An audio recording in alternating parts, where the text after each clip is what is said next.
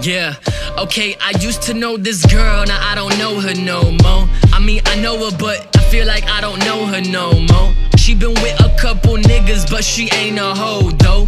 I remember sliding through her crib on the low, and I ain't one to tell a lie, unlike these Pinocchios. Always love to fan the flames, but her soul is so cold. Tend to get a little lonely, usually I'm dolo.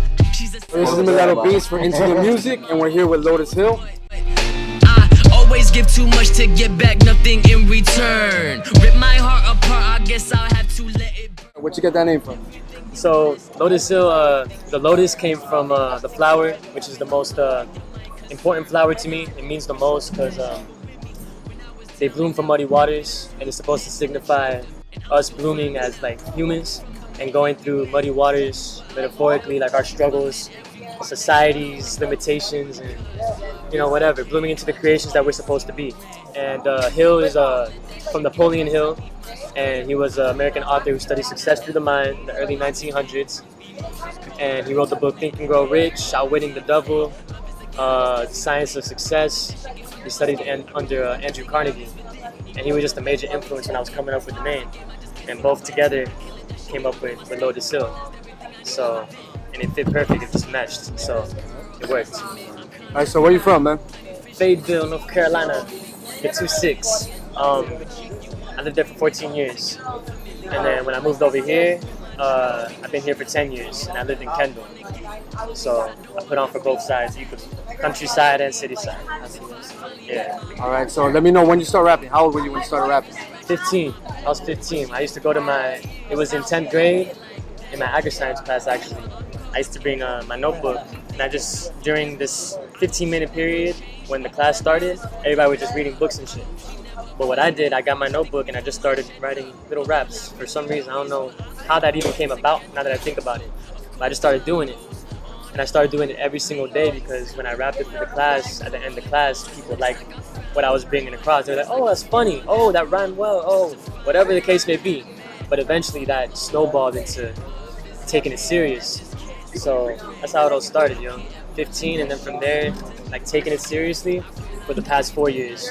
Dropping out of school, living on my whip, fucking going through the ups and downs of a starving artist. And yeah, man, from there it was just like, I know I want to do this for the rest of my life. Like I know that this is what I'm destined to do here on this earth. One way, shape, or form. Even if it's a vessel to something else, this is something that I need to capitalize on and make sure that I chisel to the fullest of my potential so that I can reach as many people as possible, touch as many people as possible, and get to a platform where I can actually do other stuff and help the people who I feel got something good just like I do to bring to the world. And this is a two-part question. Where? So, did you talk about anything tragic? Anything tragic happened to you when you were growing up, that you started rapping? Because a lot of people say that they talk about their life when they write their rhymes. Yeah. I mean, I can't even say that I had it like rough when I was growing up. I grew up with both my parents. My dad was in the military, so he was in and out. But, other than that, me and my bro, we grew up together. It wasn't that much tragic stuff, just the trial and error of growing up, so to say. Because nobody's perfect. My parents aren't perfect. They had their way of handling stuff. I had my way of coping. So it's like, as you grow, you peep and you get perspective of like, not how things should be, but how things could be and how things were compared to other people's experiences. And you just compare and put two and two together, and you're like, oh, okay, I like how this was handled. Oh, I don't like how that was handled. Like, whatever the case may be. So nothing really tragic, but the past 4 years have been more tragic for me than me growing up, honestly. Just chasing this dream and just going through it. Like, no food in my stomach for days, like sleeping out the whip, getting kicked out the crib, dropping out of school, like just so I can make sure I got this music shit down pat. All right, so here's another question. Yeah. A lot of rappers, I'm gonna call them MCs. I'm gonna call you an MC. I'm not gonna call you a rapper. Because when you spit lyricism. Yeah. You know what I mean? Yeah. My question to you is, do you get labeled as a conscious rapper, as a commercial rapper, or like a hybrid? Yeah. You know what I mean? Like, do you even have a label? I don't like putting labels on MCs. You know I'm the same way. I personally don't like labels. But when I do get labeled, they label me in the conscious rapper side.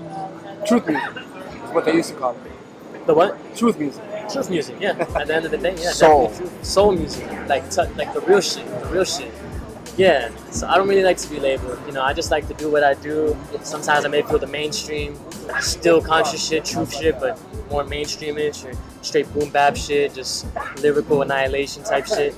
So it just depends, but I heard you spit on some trap beats, though, right? yeah, for sure. But look, I have nothing against trap music. Yeah, Because for me, trap music is more just about the beats. yeah, for sure. But if you're Most of the spitting time. some raw lyrics on Exactly. trap beats, then yo, Yeah. it's good. If it's good, it's good. If something sounds good, something's gonna sound good, right? Yeah, Right. for sure. You put For some sure. soul in Exactly. it, forget It doesn't about matter. Facts, yeah. I That's like the to way I have look at it. I like to have a good balance. Like this tape I'm dropping and coming up is Mhm. basically all boom bap.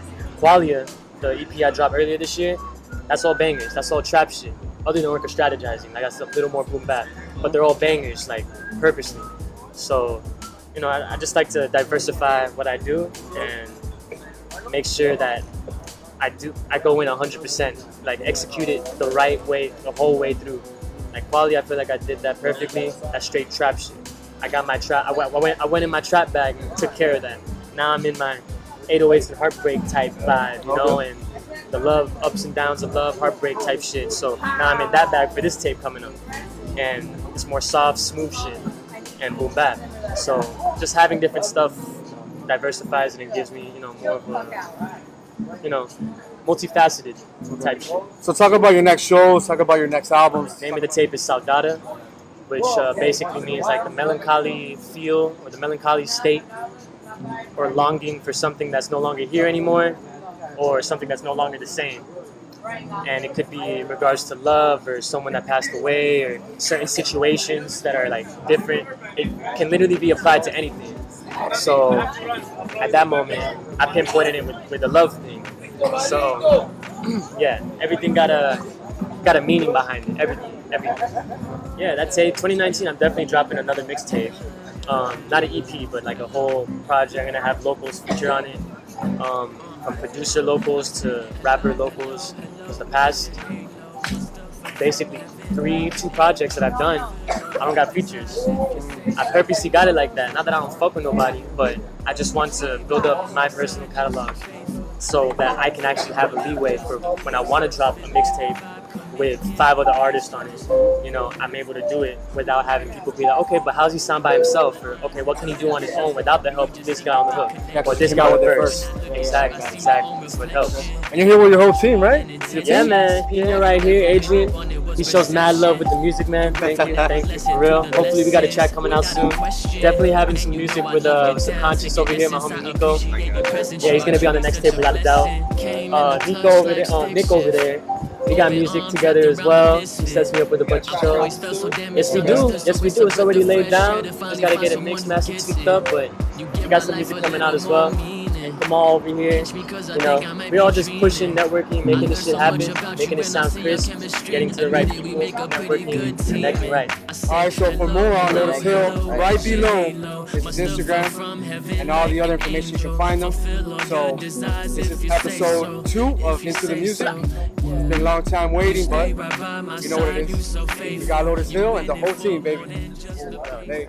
Feeling your vibe, come here, give me pesos. Yeah.